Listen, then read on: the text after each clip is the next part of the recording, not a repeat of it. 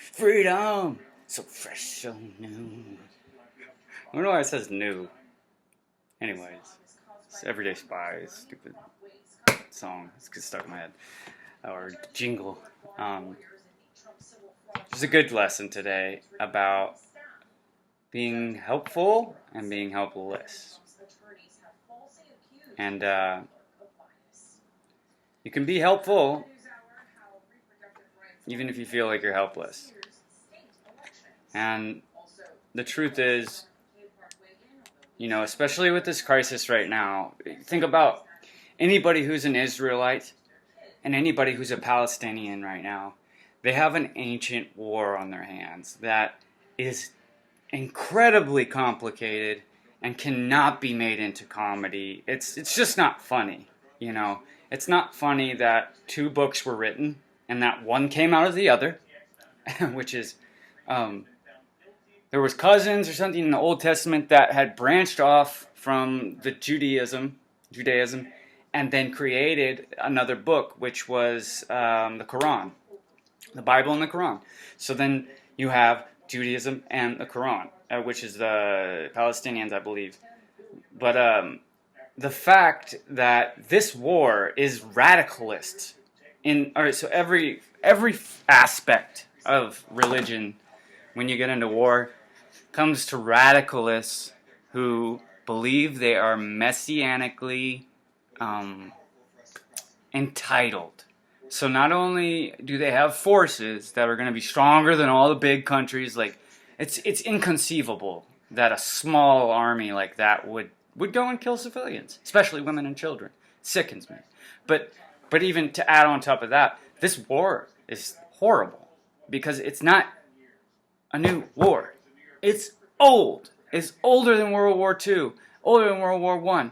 It's a conflict that keeps happening because of religious radicalism, and that is, well, it's not only because of that. It's because of ignorance, and it's because of a lot of things. It's because people won't stand up and be independent, and also because people are, instead of being helpful, they're acting helpless. Imagine there's probably soldiers in Hamas that do not want to be in Hamas. I'm sure there is. I bet you there's a suicide bomber right now they're talking to. That's like, hey guys, I'm not sure I want the virgins. Maybe we could get him to do it. I'm pretty good at pool. Like, you can use me for something else. Yeah, anyways. Like, there's definitely people who doubt. It's just, in radicalism, doubt, lack of faith, is then exile instantly, because radicalist beliefs tend to be believe, follow suit, listen, don't lead, and if you don't, we'll slit your throat and kill your family. And I know that's very nasty to talk about things like that, but this is a part of that whole deal over there. I prayed for Israel, honestly, because I've always loved the idea of the Holy Land. And it had nothing to do with Palestinian hate. Obviously, any civilian in any place should not be treated poorly by their government or by a different force coming in. It's ridiculous. We should have civilized society by now, and we're still acting like a bunch of, still running around climbing trees and shit.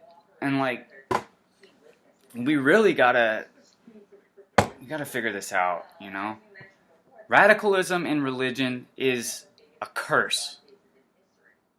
And I'd almost be willing to say, if Satan exists, then he definitely is in radicalism form of any religion. Any religion where, I heard this story about these monks that, it was Mr. Ballin, actually, but there was this rite of passage where the monks had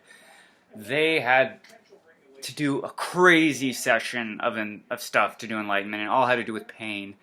So they would eat pine cones for like a month or something, and rocks and stuff like that to make their stomach full.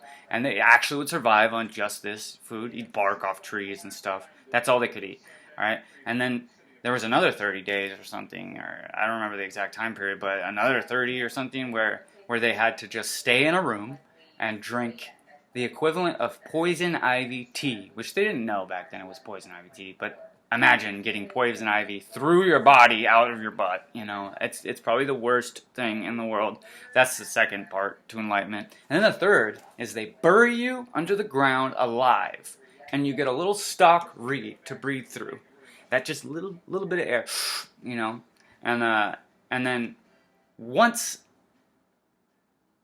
the bell dings, which I don't remember how the bell dings, but I think they do something where you're holding it, and then when you die, supposedly the bell will ring off. A bell up top will ding.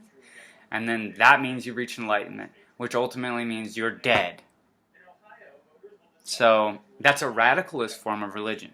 And radicalism ultimately leads in death. Always.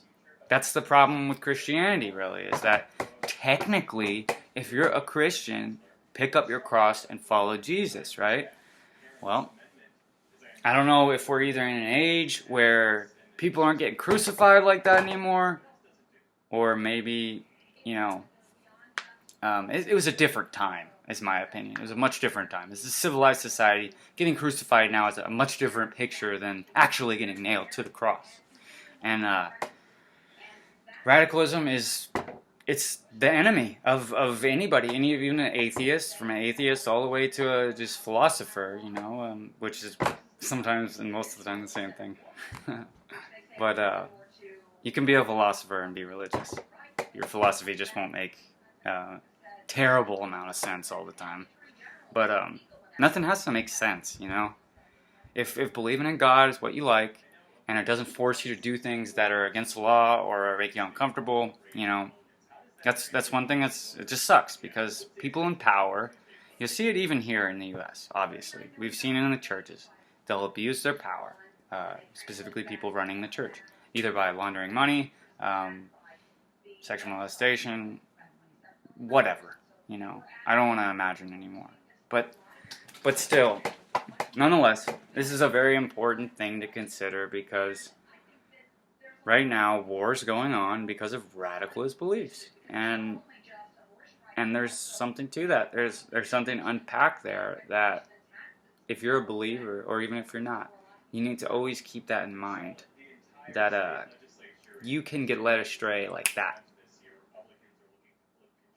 just because of belief systems. You know, say you're patriotic, and Hitler's, you know, reincarnated and then takes over the body of the worst presidential candidate or something. I don't want to name names anymore, because I don't know who's going to be president. I'm nervous.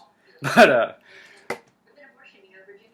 say Hitler somehow takes over America, even though he's dead, you know, then, like, you're so patriotic that you still still want to go to the army, or you still want to serve and go to World War III or whatever, which is, God forbid that happens. I do not want to go to World War III. Please, no. But, you know, I would if I had to. But, yeah, that is the idea, is radicalism doesn't have to be in religion. It doesn't have to be in anything. It's any category of radicalism can really lead to death. And just beware of your leaders, you know. That's a reason I don't like to ever say my following or my crop of believers, you know, because they're not mine, they're Jesus's. And I don't know the truth. I want to try to convey what I know, and reiterate, you know, good points on why it's important to consider these things. But also,